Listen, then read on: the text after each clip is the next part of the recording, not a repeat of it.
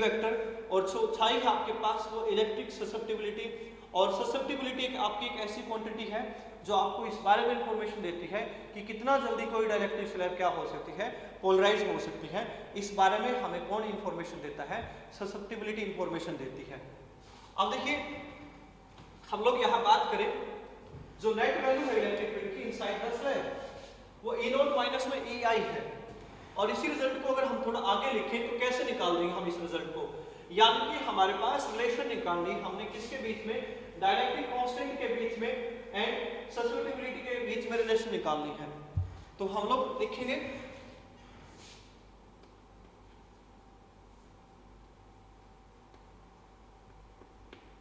Relation between capital के, जो कि आपने पहले पढ़ा हुआ है डाइलेक्ट्रिक कांस्टेंट होता है, एंड ससेप्टिबिलिटी जो साई से हम लोगों ने डिनोट की है, इनके बीच में रिलेशन निकालनी हम लोगों ने। तो देखिए मैंने आप लोगों को बताया कि जो reduce value of electric field है या net electric field inside the slab, तो हम लोग लिखेंगे net electric field inside the slab, ये हाँ डाइलेक्ट्रिक स्लैब है, E is equal to E0 minus में EI, ये हम लोगों ने लिखा है। आप समझ चुके हैं इस बात को हम लोगों ने कैसे लिखा होगा इस रिजल्ट को। मैंने बताया था कि पॉजिटिव लेयर से नेगेटिव लेयर की तरफ क्या सेटअप होगा, इंटरनल इलेक्ट्रिक फील्ड, और एक्सटर्नल इलेक्ट्रिक फील्ड आपका कैपेसिटर की पॉजिटिव प्लेट से नेगेटिव प्लेट की तरफ था। और यहाँ E0 माइनस में EI, ये नेट इलेक्ट्रिक फील्ड आ जाता है इनसाइड द स्लैब, जिसकी direction along the direction of external electric field रहेगी, क्योंकि E0 की वैल्यू वहां ज्यादा है। अब देखिए E0 को हम लोग किसके लिखते हैं, सिग्मा बाय एप्सिलॉन नॉट से लिखते हैं। और जो हमारे पास EI है उसको हम लोग किससे लिख सकते हैं, सिग्मा I बाय में एप्सिलॉन नॉट लिख सकते हैं। और सिग्मा I हम लोगों ने लिखा हुआ है या अभी स्टडी किया था, वो किसके बराबर था, पोलराइजेशन डेंसिटी के बराबर था, यानी कि P वेक्टर के बराबर है। और जो आपका P वेक्टर है वो किसके बराबर है, एप्सिलॉन नॉट साई E के बराबर है। ये हम लोगों ने रिजल्ट को स्टडी किया है। तो इसलिए अब यहाँ मैं सिर्फ EI की जगह पे लिखूंगा सिग्मा I बाय में एप्सिलॉन नॉट। तो ये रिजल्ट आ जाएगा हम लोगों के पास E is equal to epsilon sorry E0 को हम ऐसे कैसे लिखेंगे, माइनस EI को हम लिखेंगे sigma I by epsilon not. और जो इंड्यूस्ड सरफेस चार्ज डेंसिटी थी वो हम लोगों के पास किसके बराबर थी, पोलराइजेशन डेंसिटी के बराबर। तो ये आ जाएगा हम लोगों के पास E0 minus P by epsilon not. और एक्सपेरिमेंटली पोलराइजेशन डेंसिटी हम लोगों के पास ये होती है। तो हमारे पास रिजल्ट आ जाएगा E0 minus epsilon not Sai E by epsilon not. अब एप्सिलॉन नॉट से epsilon not cancel, minus psi E इधर आके प्लस हो जाएगा। तो इसलिए हम लोग लिखेंगे E प्लस साइन E बराबर है किसके, E0 के। यहां से E कॉमन आएगा और इधर जाके डिवाइड में हो जाएगा। तो हम लोग लिख देंगे 1 plus sine is equal to E0 by E। और जो आपका एयर या वैक्यूम के अंदर इलेक्ट्रिक फील्ड है उसका रेशियो किसी मीडियम के अंदर इलेक्ट्रिक फील्ड के साथ किसके बराबर होता है, डाइलेक्ट्रिक कांस्टेंट K के बराबर होता है। इसलिए हम लोग लिख देंगे कि dielectric constant capital K is equal to 1 plus chi. अब देखिए जो छाई की वैल्यू है यानी कि ससेप्टिबिलिटी की वैल्यू है, ससेप्टिबिलिटी जो होती है किसके लिए, वैक्यूम के लिए, वो 0 के बराबर होती है।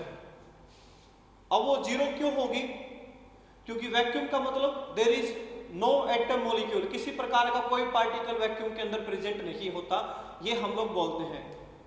तो जब किसी प्रकार का कोई पार्टिकल प्रेजेंस के अंदर नहीं है तो इसका मतलब वहां किसी प्रकार का कोई चार्ज पार्टिकल भी नहीं होगा, तो ससेप्टिबिलिटी भी नहीं होगी।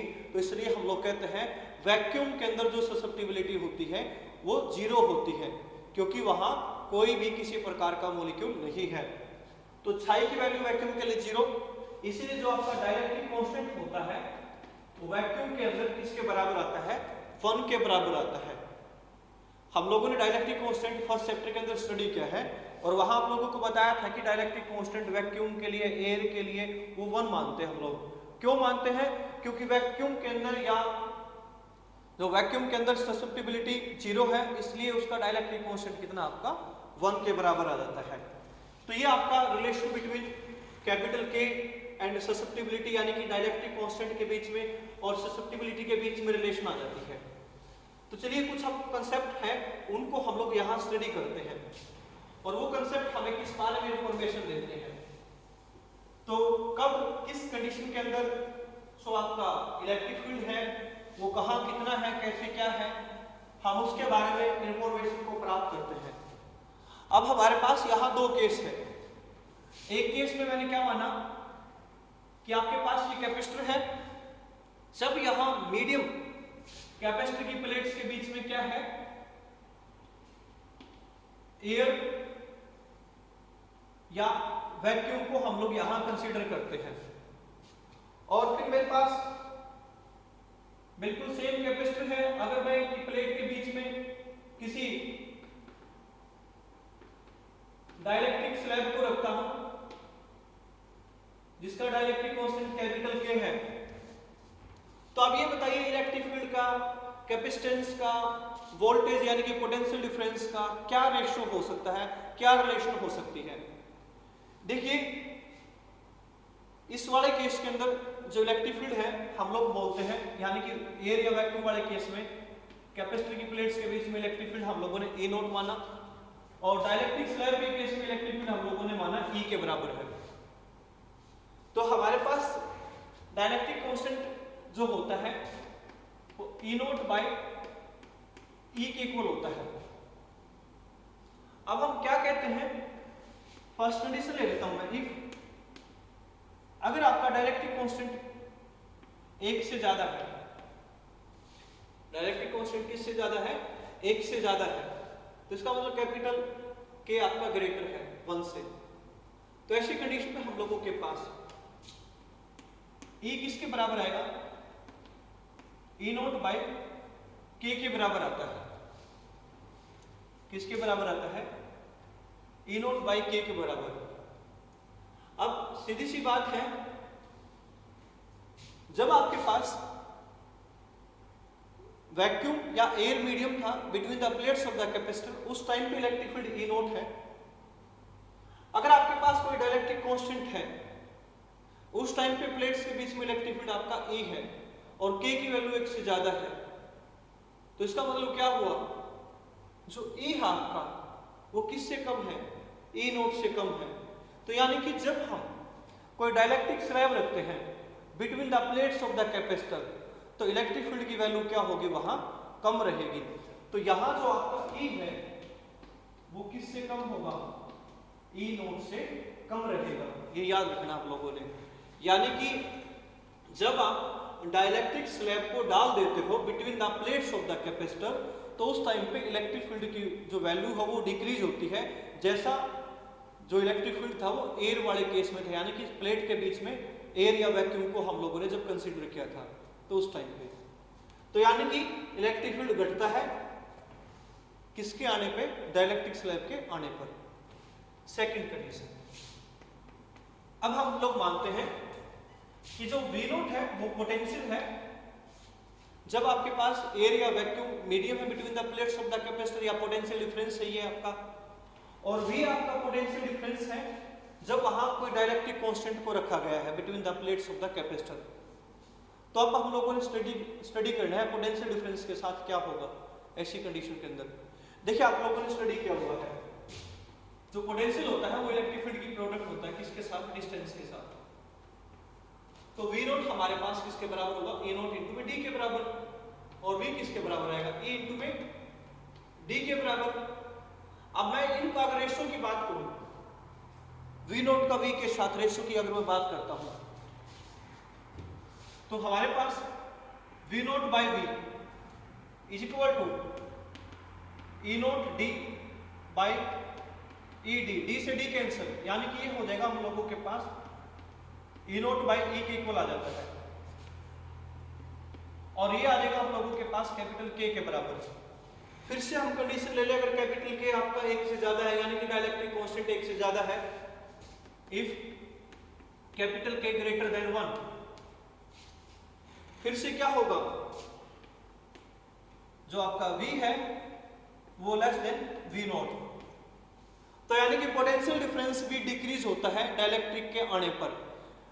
यानी कि जब आपके पास पोटेंशियल डिफरेंस V0 था एयर या वैक्यूम वाले केस में, तो डाइलेक्ट्रिक कांस्टेंट के केस में जो पोटेंशियल है आपका वो आपको कम नजर आएगा।